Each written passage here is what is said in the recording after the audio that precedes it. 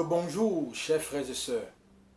Nous poursuivons notre méditation autour de ce verset biblique de Hébreux, chapitre 13, verset 12, où nous lisons: De même, Jésus a souffert hors des murs, quand il a voulu sanctifier le peuple par son sang. Et comme nous l'avons dit hier, à partir de ce passage biblique, nous pouvons déduire que par le sang de Jésus, nous sommes sanctifiés, rendus saints, mis à part pour le Seigneur, mis à part pour Dieu. Le thème que je voudrais nous proposer aujourd'hui, c'est mis à part pour obéir à la parole de Dieu. Certes, Dieu en nous sanctifiant nous met à part. Mais pourquoi nous met-il à part? Est-ce qu'il nous met à part simplement pour nous garder comme on garde, c'est pas moi, de l'argent dans un tiroir? Non. S'il nous met à part, c'est pour un but précis. Et ce but, d'abord, c'est l'obéissance à sa parole. Jésus, nous le savons, était lui aussi consacré, mis à part. Et sa vie sera le modèle même de l'obéissance à la parole de Dieu, comme on le verra. Donc nous avons défini la sanctification comme cette mise à part, cette séparation du monde, cette séparation qui trouve sa source, son fondement, n'est-ce pas, dans le Christ lui-même, en Jésus-Christ. En effet, en Jean chapitre 17, verset 16, Jésus affirme que nous ne sommes pas du monde, comme lui-même Jésus n'est pas du monde. Et au verset 17, Jésus invite le Père à nous rendre saints grâce à la vérité, car sa parole est vérité. Oui, la parole de Dieu est vérité.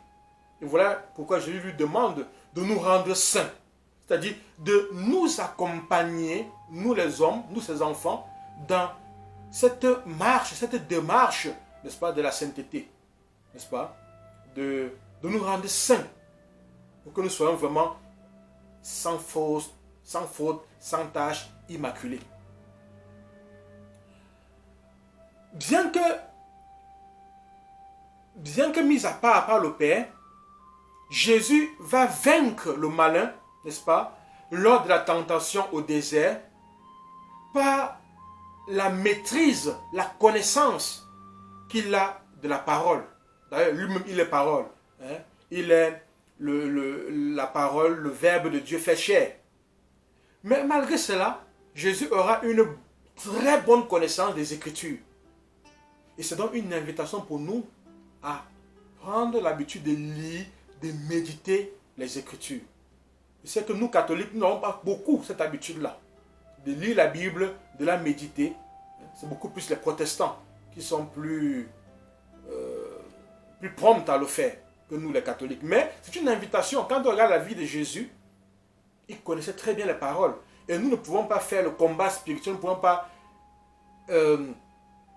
comment je veux dire, nous défendre spirituellement si nous ne connaissons pas la parole de Dieu. Nous devons la connaître. Il est important de la connaître et de bien la connaître, la parole de Dieu. Donc, durant toute sa vie, bien que mis à part, Jésus, le Christ, sera le modèle parfait de l'obéissance à la parole de Dieu. D'où, comme je le disais il y a une seconde, l'invitation, l'importance de lire la parole et de la méditer, quotidiennement. Donc, la sanctification est certes cette mise à part, mais elle suppose, elle demande de notre part un effort constant et ardent d'obéissance à la parole de Dieu dans nos vies, comme ça a été le cas pour le Christ. Saint Pierre, à ce sujet écrit, lisons 1 Pierre, chapitre 1, verset 15. Celui qui vous a appelé est saint. Vous aussi, soyez saints dans toute votre façon de vivre. L'Écriture, c'est-à-dire la parole de Dieu, l'a dit, soyez saints car je suis saint. C'est-à-dire que l'obéissance à la parole de Dieu, c'est donc l'acceptation de l'invitation à entretenir la sainteté dans notre vie. Soyez saints, car je suis saint. Nous reviendrons sur ce thème de l'appel à la sainteté. Mais déjà, je souligne cela ici, plutôt sur l'angle de l'accueil et du respect de la parole de Dieu, de l'exécution de ce que nous demande la parole de Dieu. Ainsi, notre façon de vivre, vous voyez, il dit, vous aussi soyez saints dans toute votre façon de vivre, nous dit Saint Pierre. Ce qui signifie que notre façon de vivre devrait refléter, vous voyez, notre sainteté. C'est-à-dire, le fait d'être saint, le fait d'être enfant de Dieu, le fait de vouloir mettre en exécution la parole de Dieu, cela doit se voir concrètement, pas seulement dans nos paroles, mais dans nos actes, dans notre manière de vivre. À la suite de Saint Pierre, dont nous venons de lire un extrait, Saint Paul nous conseille d'avoir la sainteté comme objectif dans notre vie. Ceux qui ont fait du management, on sait qu'il y a des objectifs à court terme, des objectifs à moyen terme, des objectifs à long terme. On ne peut pas vivre sans objectif dans notre vie. Paul nous dit que la sainteté doit être l'objectif que nous devons avoir à court terme, à moyen terme et à long terme, pour parler comme les spécialistes du management. Lisons donc Hébreux chapitre 12, verset 14. Paul dit, « Ayez pour objectif la paix avec tous et la sainteté, car sans elle, on ne peut voir le Seigneur. Faites attention que personne ne perde la grâce de Dieu. Prenez garde à la plante amère qui prend racine et porte tort à beaucoup d'autres. » Beaucoup de bonnes choses qu'on peut dire de ce passage, mais j'aimerais m'arrêter sur 2 points. Le premier point, c'est ne perdez pas la grâce de Dieu. Ne perdez pas la protection de Dieu. Vous voyez? Ne perdez pas cela. Et comment faire pour ne pas perdre cela? Mais c'est d'avoir la paix comme objectif, c'est d'avoir la sainteté comme objectif de vie. C'est de vivre en paix avec les autres et c'est de vivre saintement. C'est-à-dire que la conduite morale, il faut qu'elle soit exemplaire. Que par notre conduite, nous puissions faire la fierté de ce Dieu qui a versé son sang pour nous. Ne faisons pas, n'est-ce pas, ne donnons pas à Dieu vraiment du remords par notre manière de vivre comme des païens, de vivre de manière vraiment sadique, dirais-je. La deuxième chose, c'est de faire attention à ce qu'une plante amère. Ceux qui ont fait la formation à la guérison chrétienne niveau 2, on a vu l'enseignement sur les racines amères. Les racines amères, vous voyez, ici on nous dit bien, ça vient de Hébreux 12, 14, voilà. Prenez garde à la plante amère qui prend racine et qui fait du tort à ceux qui vous côtoient, à ceux que vous rencontrez, etc. Vous voyez, donc, les racines amères. Donc, mes frères, mes soeurs, un effort personnel à vivre de manière saine pour ne pas perdre la grâce de Dieu, et aussi un contrôle sur nous-mêmes pour que les racines amères ne poussent pas en nous et finalement ne détruisent pas tout en nous et autour de nous. Ce qui signifie que le type de relation que nous avons avec les autres est un thermomètre qui permet d'apprécier le degré de réceptivité que nous avons, n'est-ce pas, vis-à-vis de la parole de Dieu dans nos vies. Le type de relation que nous avons avec les gens. Si nous sommes en guerre avec tout le monde, ça veut dire qu'il y a un problème avec la parole de Dieu dans nos vies. Mais si nous accueillons la parole de Dieu, cela devait rejaillir dans notre relation avec d'autres. Il y a des gens qui sont tellement bien à vivre avec que vous n'avez pas envie de quitter leur compagnie. Et souvent ces gens-là, que vous ne le voulez pas, ont accueilli la parole de Dieu. D'une manière ou d'une autre. Même si certains ouvertement vont dire qu'ils ne sont pas chrétiens, au fond d'eux-mêmes, la parole fait son travail. La parole, n'est-ce pas, jaillit. Et ce qui jaillit de l'intérieur déborde des lèvres, voilà.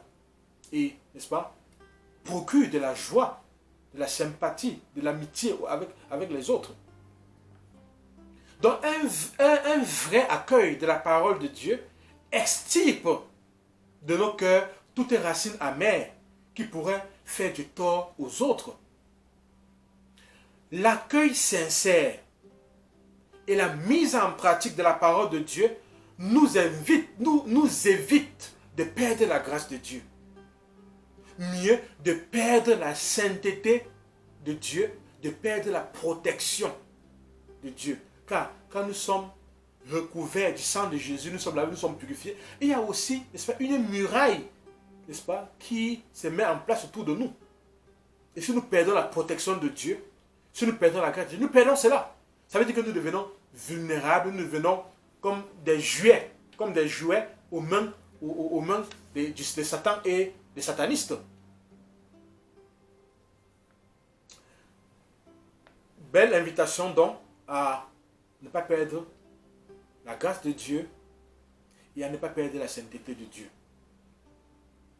Nous ne devons donc jamais perdre de vue, mes frères, mes sœurs, que notre vie sur terre a un but. On l'a vu hier. Chacun doit se poser la question, quel est le but de ma vie? Pourquoi suis-je sur terre? Pourquoi suis-je sur terre? Et cela doit se voir dans le but de notre vie, doit avoir quelque chose à faire avec l'amour que nous avons pour Dieu et l'amour que nous avons pour les autres. Comment rentrons-nous en relation avec les autres?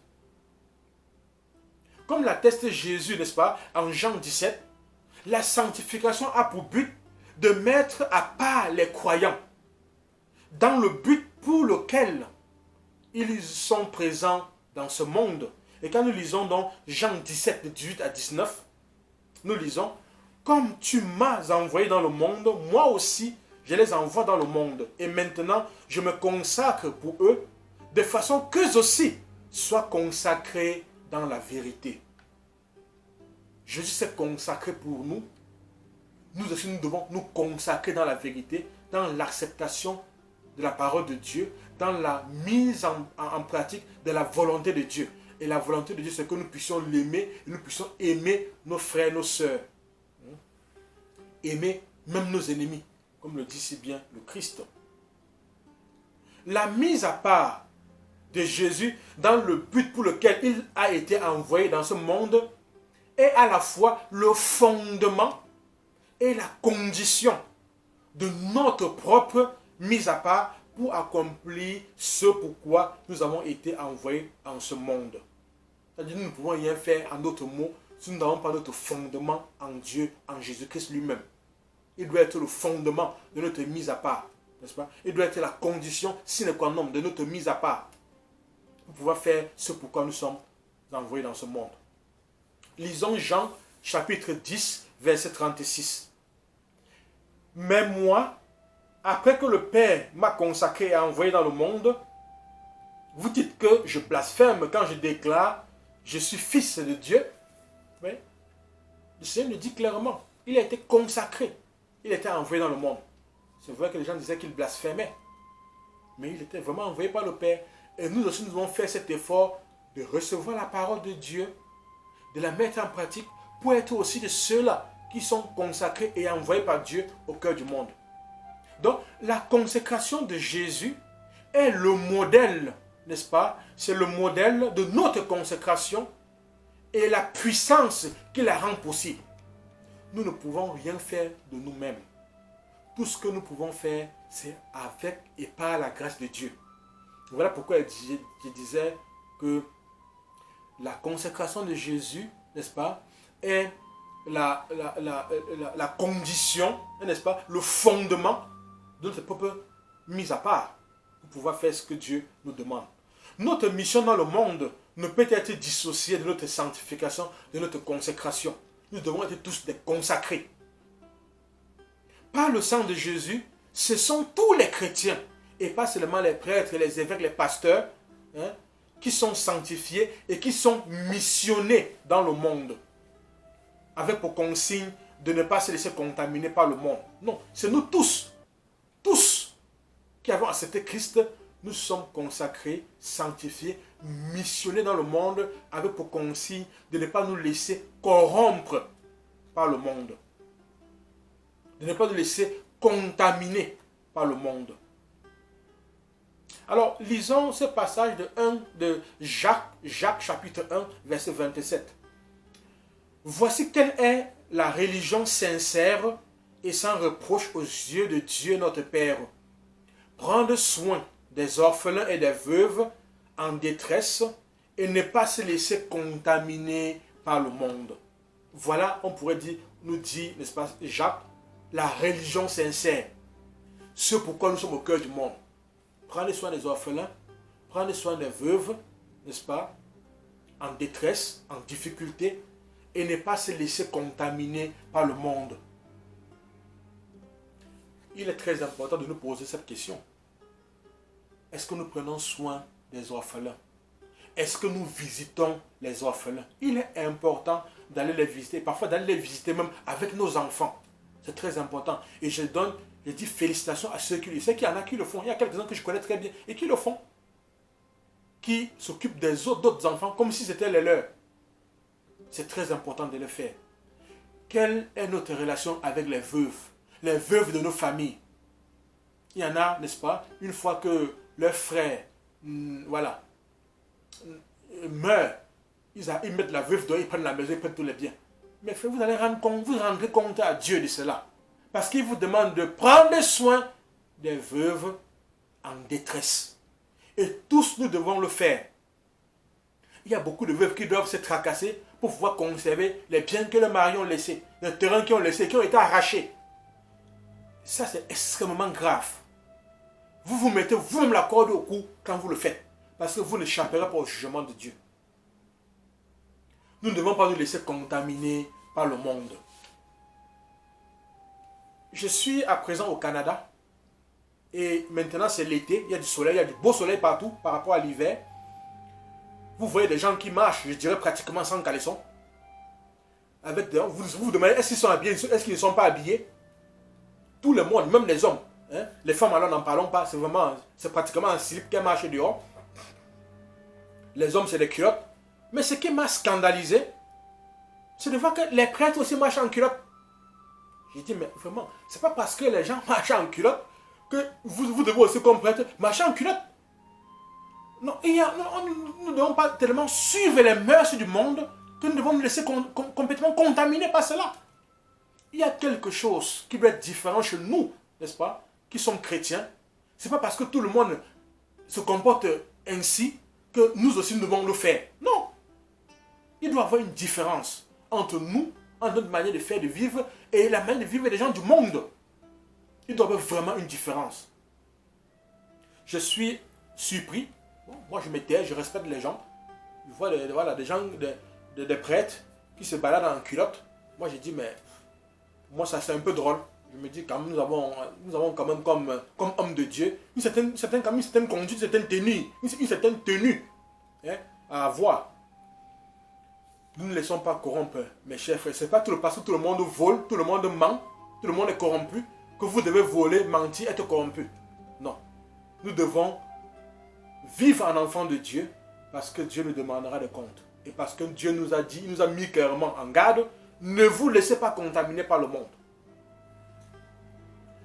Mes frères, mes sœurs, si auparavant, notre comportement attestait, certifiait de notre appartenance au monde et de notre séparation de Dieu, l'obéissance à la parole de Dieu doit attester désormais de notre appartenance à Dieu et de notre séparation d'avec le monde. Sans la sainteté, nous ne pourrons pas voir Dieu. Il est très important d'en prendre conscience. Oui, mes frères, mes sœurs, il n'y a pas de pire châtiment pour ceux qui auront méprisé Jésus, pour ceux qui auront méprisé sa parole, pour ceux qui auront méprisé son sang, méprisé son esprit. Comme nous le dit Hébreux 10, verset 29, que je nous invite à lire. Le châtiment sera bien pire, ne croyez-vous pas, pour celui qui foule aux pieds, c'est-à-dire pour celui qui méprise le Fils de Dieu, qui profane le sang de la nouvelle alliance par lequel il a été sanctifié. Il se moque de l'Esprit Saint qu'on lui avait donné par pure bonté. Oui, il y en a qui ont été baptisés. Bon, ils le disent clairement, j'ai été baptisé, mais je ne suis plus chrétien, je ne vais plus à l'église. Mais vous avez mépris, vous méprisez ce qu'on vous a donné par pure bonté. Et on nous dit clairement, quel pire châtiment sera, n'est-ce pas, recevant ceux-là qui auront méprisé Jésus, son corps, son sang, son esprit. Mes frères, faisons attention, prenons garde à ce que nous disons, à ce que nous faisons, à la manière dont nous nous comportons. Notre mise à part, c'est une mise à part pour obéir à la parole de Dieu, pour mettre en pratique, pour mettre en œuvre la parole du Seigneur. Lisons cette parole, faisons attention à cette parole, que ce soit cette parole qui nous guide et non la manière du monde, et non le comportement des gens au cœur du monde. Puisse le Seigneur notre Dieu nous accorder la grâce d'obéir à sa parole, de respecter son sang, son précieux sang, ainsi que son Esprit Saint. Amen. Proclamons à présent ce que le sang de Jésus-Christ a fait pour nous.